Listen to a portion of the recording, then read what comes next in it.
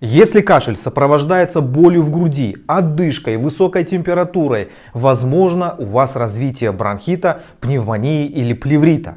Обязательно в этом случае обратиться к врачу для диагностики и назначения адекватного лечения. В этом случае могут быть назначены муколитические или отхаркивающие средства, антибиотикотерапия, жаропонижающие препараты и так далее. Запомните, друзья, кашель — это симптом заболевания, и лечение должно быть направлено на причину заболевания, которая приводит к кашлю. Обязательно посмотри мою ленту, там очень много полезных видеорекомендаций.